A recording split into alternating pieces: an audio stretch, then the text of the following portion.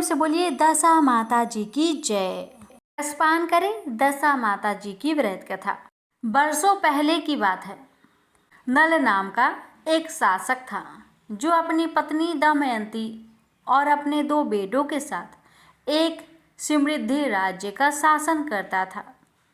राजा नल के शासन में प्रजा समृद्धि और संतोष का आनंद लेते थे। लेकिन एक दिन जब होली दशा के त्योहार के दौरान एक असामान्य घटना घटी। एक दोपहर जब रानी आराम कर रही थी, एक ब्राह्मण महिला उनसे मिलने की इच्छा व्यक्त करते हुए महल में पहुंची। अनुमति मिलने पर ब्राह्मण महिला को रानी के पास ले जाया गया। स्त्री ने रानी को संबोधित करते हुए कहा, हे रानी, कृपया इस दशा डोरी को स्वीकार करें। यह डोरी दशा माता की है। तभी वहां मौजूद एक दासी ने बताया कि आज दशा होली है और इस दिन विवाहित महिलाएं दशा माता के सम्मान में व्रत रखती है। इस व्रत के दौरान महिलाएं इस धागे की पूजा करती है और इसे विश्वास करते हुए अपने गले में बांधती है। उनके घरों में सद्भाव और खुशी लाती है। यह सुन रानी दमयंती ने पूजा अर्चना की और डोरा अपने गले में बांध लिया। कुछ दिनों बाद राजा नल ने अपने पत्नी के गले में डोरा देखा और आश्चर्यचकित होकर उसने उससे पूछा, मेरे प्रिय, जब तुम्हारे पास अनगिनत सोने चांदी और हीरे जड़ित सोने की हार है तो यह डोरी क्यों पहने हो? इससे पहले कि रानी दमयंती कुछ बता पाती, राजा ने डोरी उतारकर एक तरफ फेंक दी। रानी ने उसे जमीन से उठाया और कहा, महाराज, यह कोई साधारण डोरी नहीं है, यह तो दशा माता जी की डोरी है। आपको इसका अपमान नहीं करना चाहिए था। रानी के ऐसा कहने पर राजा बिना कुछ बोले वहां से चले गए। उस रात राजा ने सपने में दशा माता को एक बूढ़ी औरत के रूप में प्रकट होते हुए देखा, जो उनके अनादर के कारण अच्छे से बुरे भाग्य में बदलने की भविष्यवाणी करती है। जैसे जैसे समय बीतता गया, राजा का साहस कम होता गया और उनकी संपत्ति और शांति कम हो गई। आखिरकार राजा अपने और अपने राज्य की ऐसी हालत देखकर परेशान हो गया।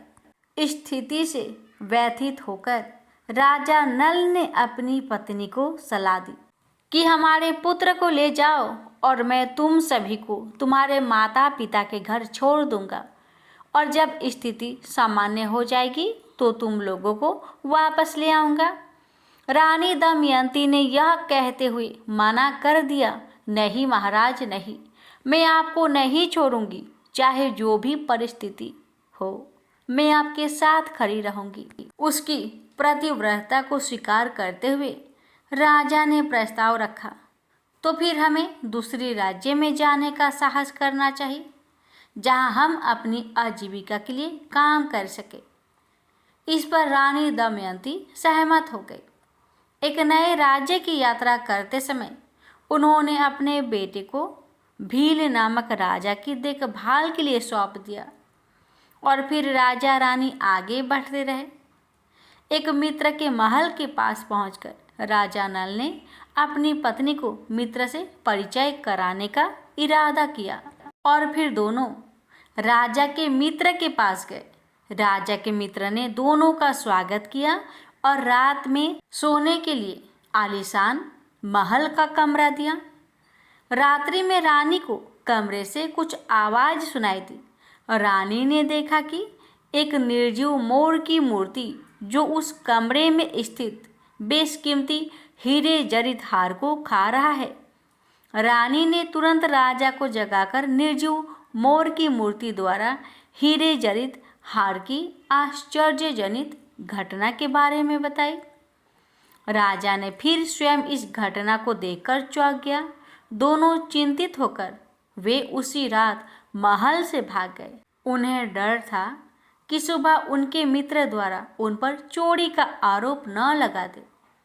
अगली सुबह राजा के मित्र और उनकी पत्नी ने कमरे में प्रवेश किया और राजा नल और दमयंती को गायब पाया।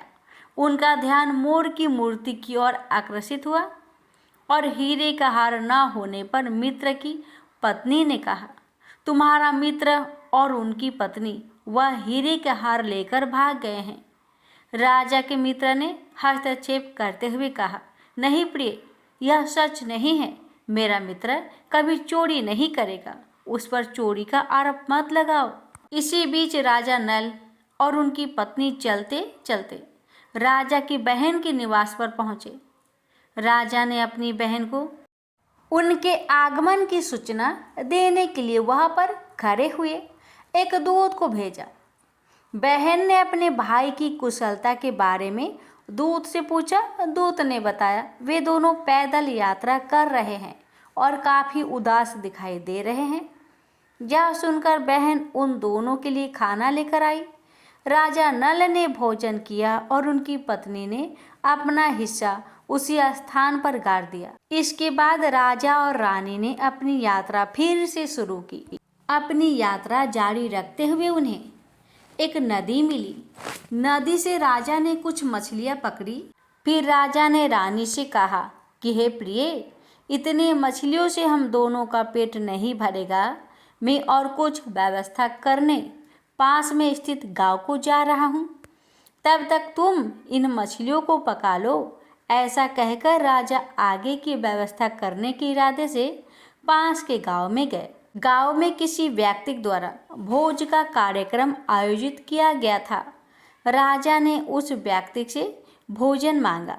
भोजन मिलने के बाद राजा जब अपनी पत्नी के पास लौट रहा था, तब एक चील ने भोजन पर झपटा मारा, जिससे भोजन जमीन पर गिरकर बिखर गया।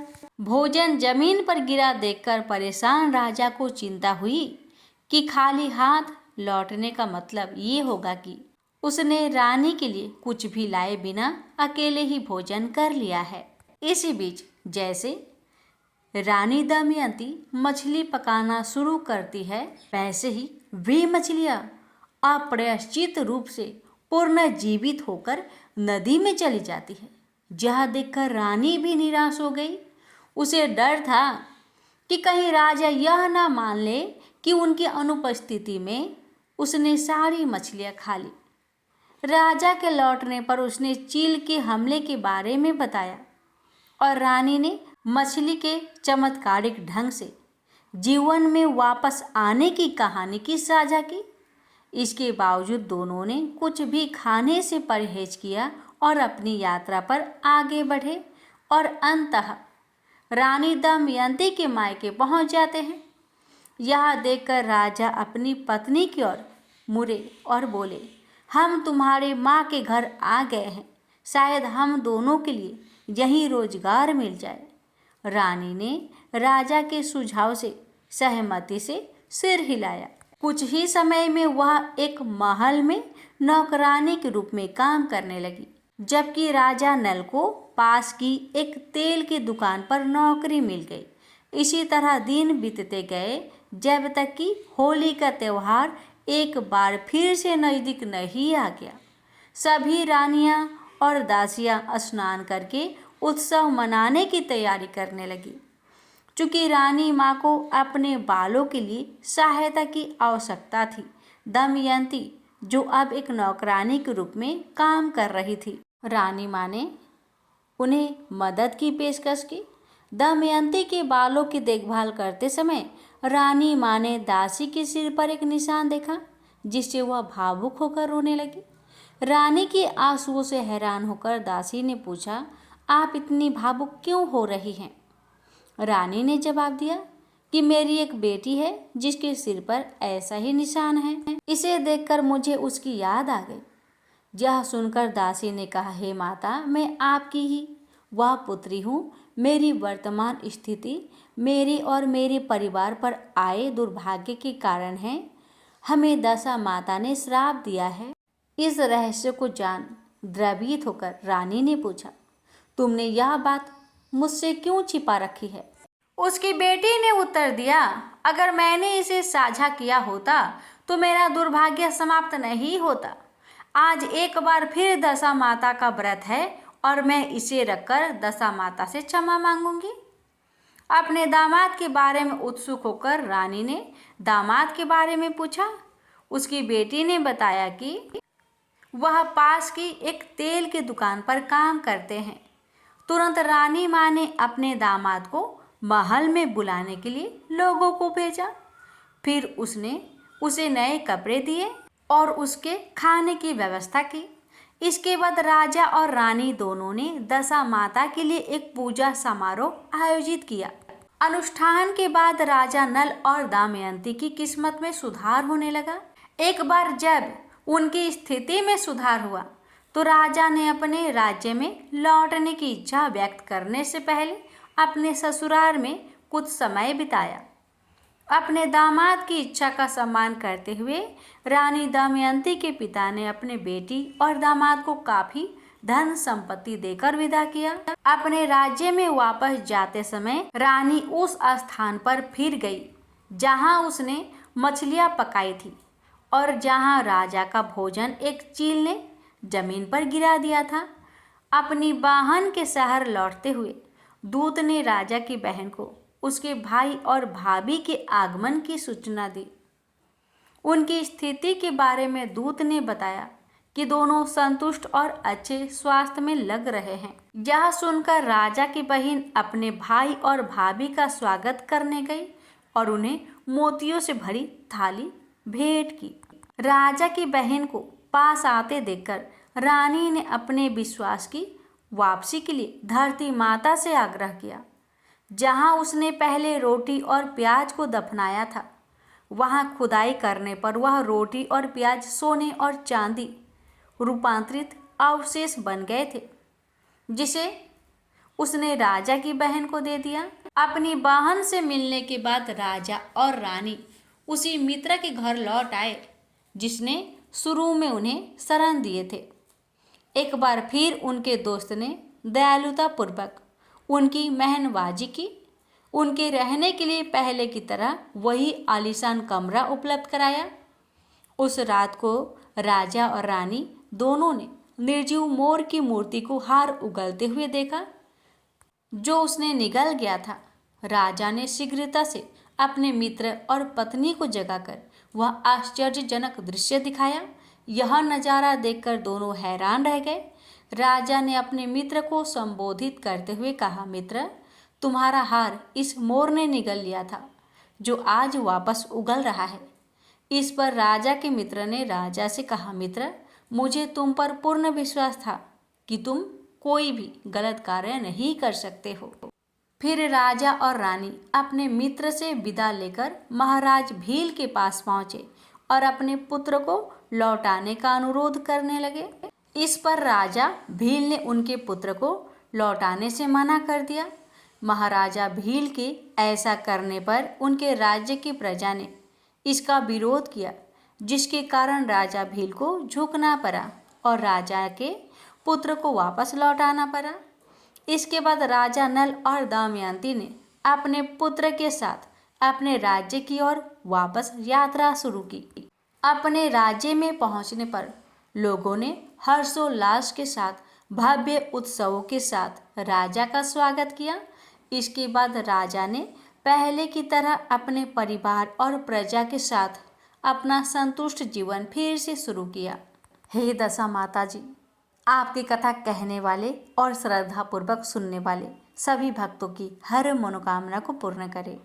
प्रेम से बोलिए दशा माता जी की जय। अब रसपान करेंगे दशा माता जी की आरती। आरती श्री दशा माता की, कष्ट सभी के ये निवारती, मंगल मूर्ति संकट हरनी, मंगलमयी माँ दशा की आरती। आरती श्री दशा माता की, कष्ट सभी के ये निवारती। माँ मीना बरा की तू महारानी, है मात भवानी जग कल्याणी। माँ दीन दशा तू ही सुधारनी, धूप दीप से हो रही आरती। आरती श्री दशा माता की, कष्ट सभी के ये निवारती। व्रत पूजन करे जो करे साधना, माँ करती उनकी पूरी मनोकामना। श्रद्धा से हमें सब करते प्रार्थना, भगतों की बिगड़ी तू ही संवारती।